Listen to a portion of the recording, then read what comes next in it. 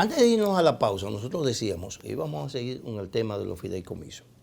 Fíjense, el país tiene una ley de fideicomiso, pero una ley que se queda ahí, fideicomiso. Entonces, esa ley se aplica para los fideicomisos privados. Por eso es que había que crear, o hay que crear una ley, una legislación de fideicomisos públicos,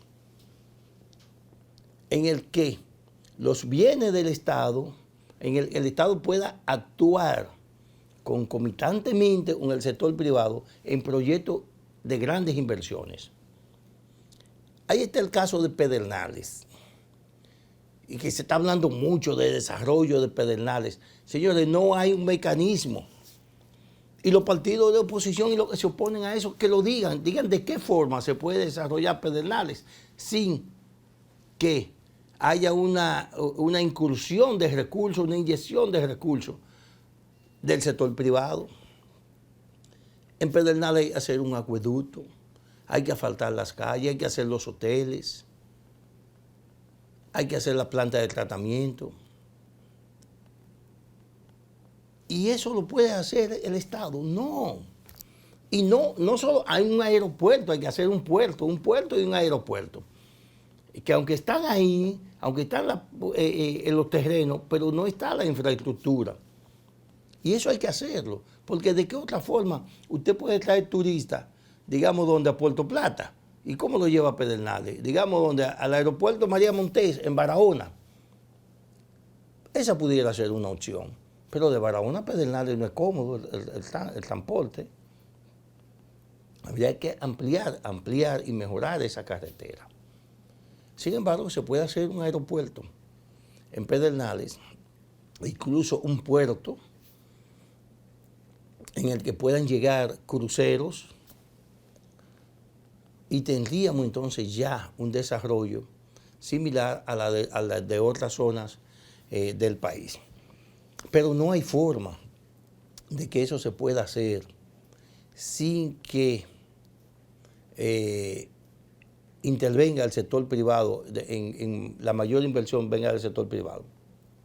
Entonces, ¿qué es lo que se pretende hacer con eso? Bueno, si hay una legislación que permite hacer un fideicomiso con transparencia, en el que la gente incluso, que haya un módulo de libre acceso a la información pública donde se ofrezca toda la información a todo el interesado, que no haya ningún documento oculto, entonces sí, ahí entraría. Por eso es importante que los países tengan una ley de fideicomisos públicos.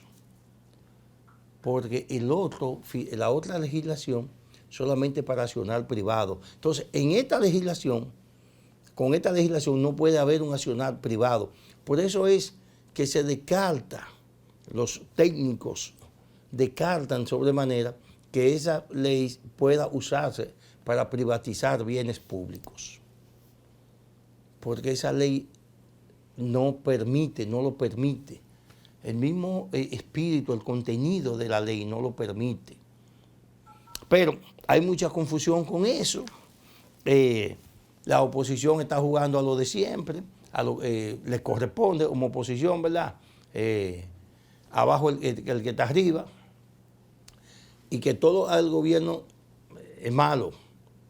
Ese es el papel de la oposición. Fue el papel del PRM durante los gobiernos de Danilo Medina y Leonel Fernández, y ahora es la posición de lo que el PLD está haciendo y la Fuerza del Pueblo, porque ese es su papel. Ahora, ¿qué pasa con estos partidos? Si usted se dedica a eso, su crecimiento es muy mínimo.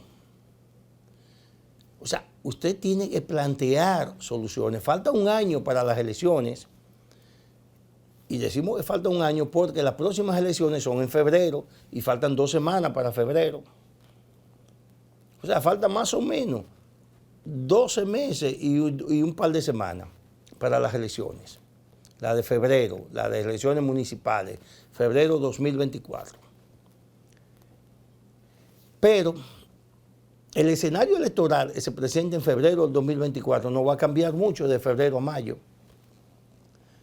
Y si los partidos políticos o los que aspiran a la presidencia de la República, estamos hablando del caso de Abel Martínez, Leonel Fernández, Miguel Vargas Maldonado, lo del presidente, la reelección o por lo menos la repostulación del presidente es un hecho, en el PRM nadie se ha opuesto a eso.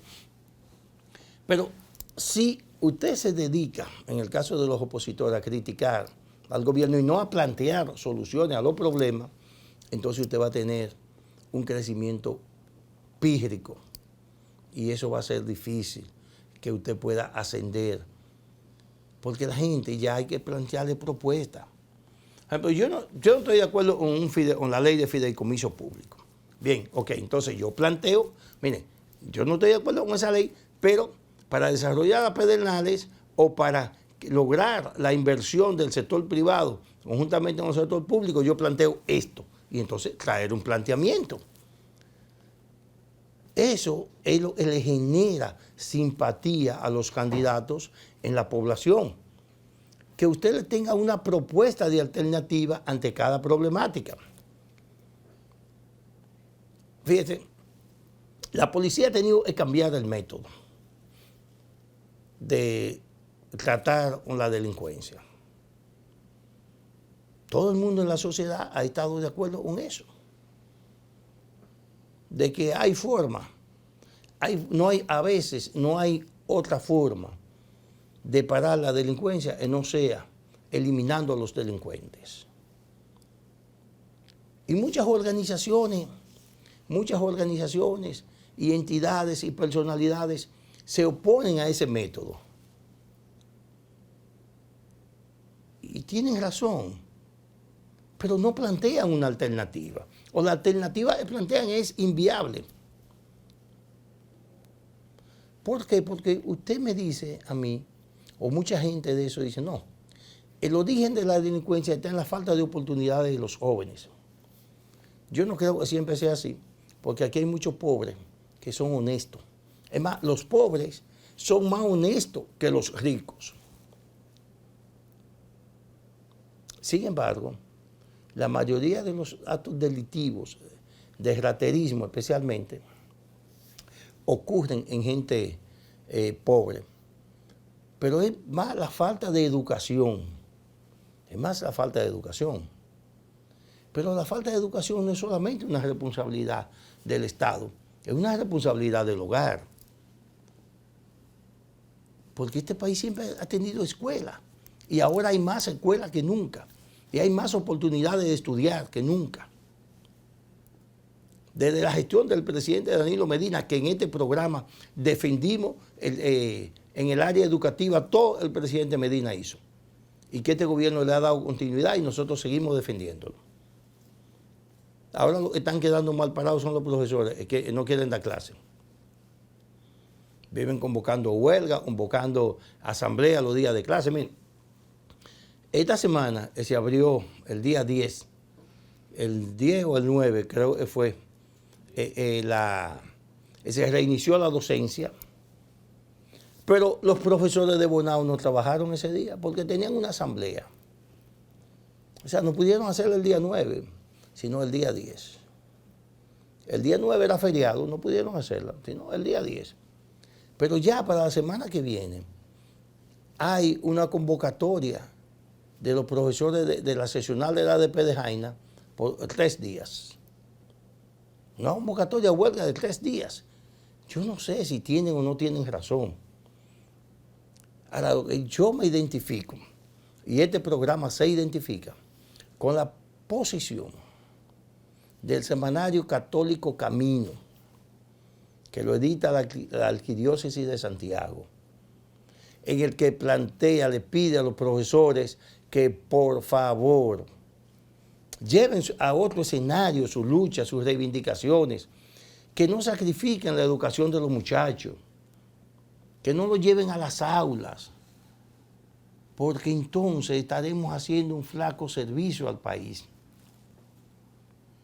Eso es una situación incómoda, incómoda y pico, diría yo, por sencillamente el legado que estamos dejando. si ese es el comportamiento, si esa es la conducta de los profesores. Pero volviendo al tema de la educación y volviendo al tema de que la gente critica, los partidos critican, organizaciones de la sociedad civil critican acciones, pero no plantean soluciones.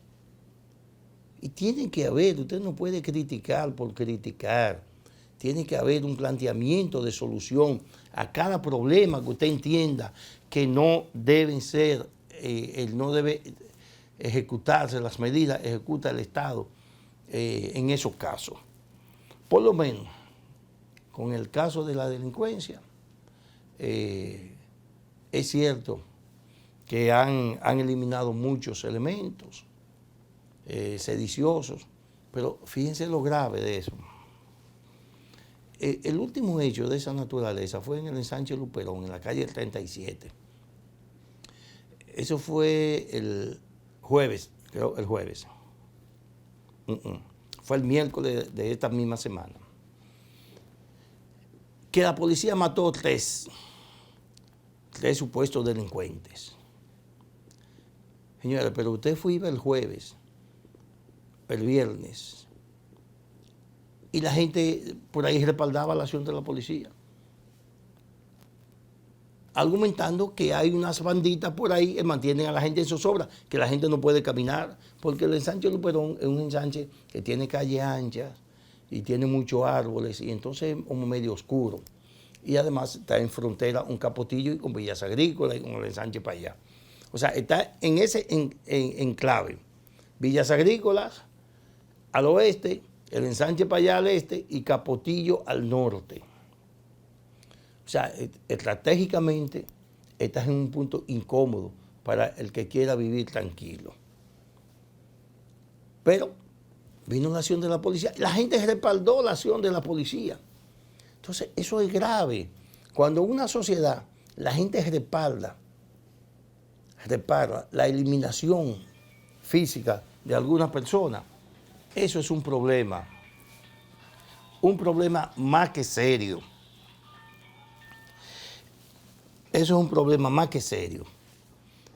¿Por qué? Porque significa entonces que la gente estaba harto de esas acciones. Que la gente estaba harto de las acciones de esos muchachos. Hubo también acciones de la policía en contra de la delincuencia en Guarícano, en Villamella.